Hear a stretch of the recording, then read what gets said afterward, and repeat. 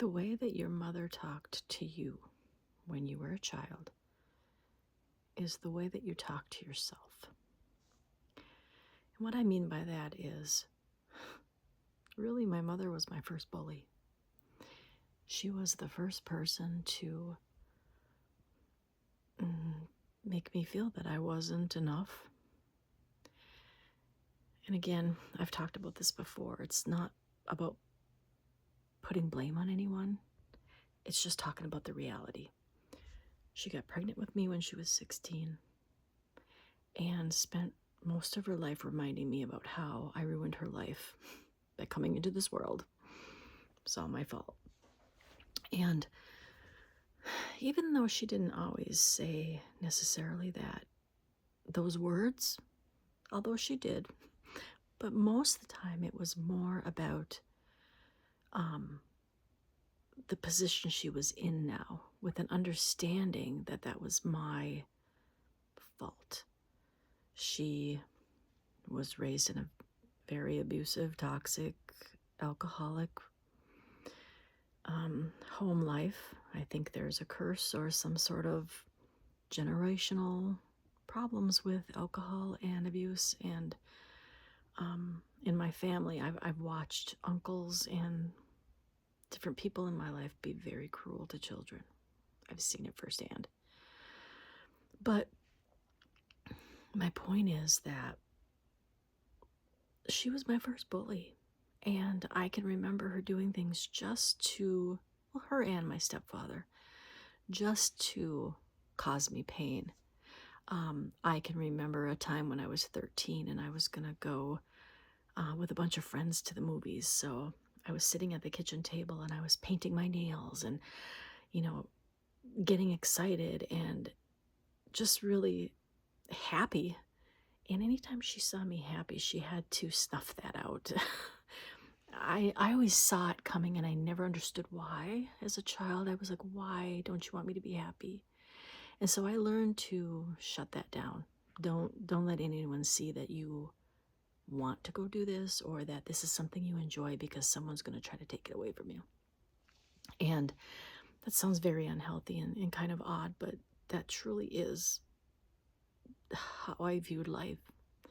I remember getting excited about going with friends and painting my nails, and she came over and hit my nails with her hand and smeared them all up and laughed and walked away.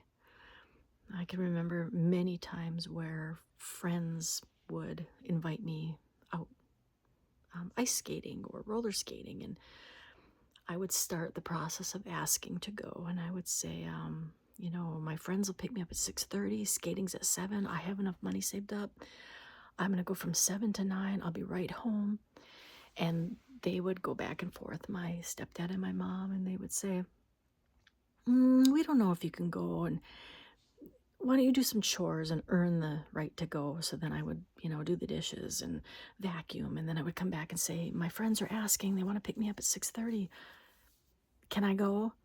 No, we don't think you can go.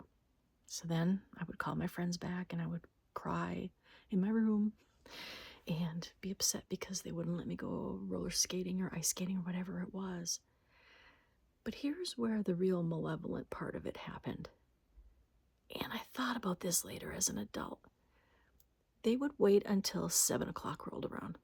Everybody's at the skating rink. Everyone's got their ride there. Everyone's there. And then my stepdad would say, you can go. I'll let you go. Well, by this time, I didn't have a ride. All the dads had dropped everybody off, and there was no way for me to get to the roller rink. And then I would start asking for a ride. Can you bring me right now? It's 7 o'clock right now. If I get there at by 7:30, I can still spend time with my friends. And then they'd start again. Well, you need to earn it. So then they'd have me do some other chore or something else and then turn around and say, well, now it's 8 o'clock. It doesn't even pay to get in my shoes on and go out into the snow and take you there. So it was this game that I always had to play. And it was always this, prove that I'm good enough, prove that I'm worthy enough, prove that I need it, prove that I want it, prove. And it was a really tactful way for him to get out of doing anything, but there was more to it. It was so malicious. And I bring it up because I really think that that's what caused me to always have to try to prove everything to people. If I'm in a relationship and someone was treating me badly, I wasn't able to just say, hey, you're not treating me the way that you should treat a person, and I don't like it. Instead, I would try to validate or give reasons for why you shouldn't treat me this way. Like, meaning that I'm good enough, right? That you shouldn't treat me this way because I deserve love. But my way of communicating that was to try to prove to people that I deserved it. You know, I can do my chores. I can be a good little girl. And then you'll let me go to the skating rink. And you know, it was really, really mentally challenging as a child to try to understand why someone did that to you. And I remember talking to my stepdad one time, and he told me that his father beat him. He used to take a belt and beat the crap out of him. And my stepfather had a paddle that he made with his own bare hands. He was really proud of it. He drilled holes in it because he said it would move through the air faster and hit you harder. And he hung it in the kitchen. And it was a threat.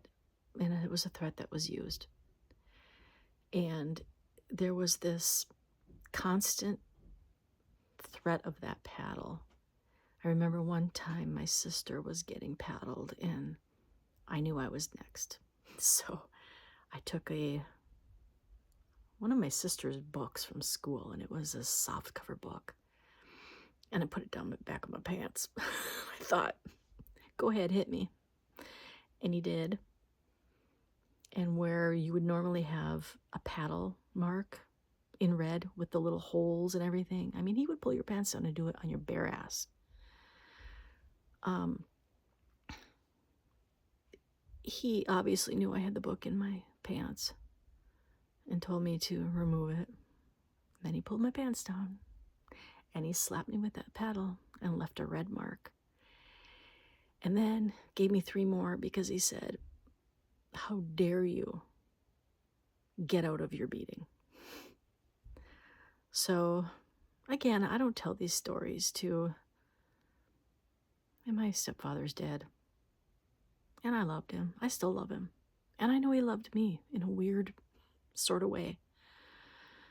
But I asked him one time, because he told me that his father used to beat him. And I said, then why do you beat me? Why would you beat someone when you've been beat? Why would you inflict that on another person? He got really angry with me. Because what happened there is I drew attention to the reality of what he was doing.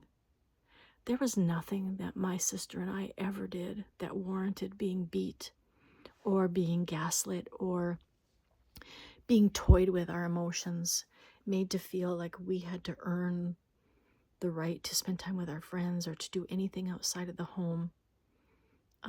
And that was this giant privilege that, you know, we were just supposed to be little robots. And I just wanted to talk about this today because I guess it's just hard to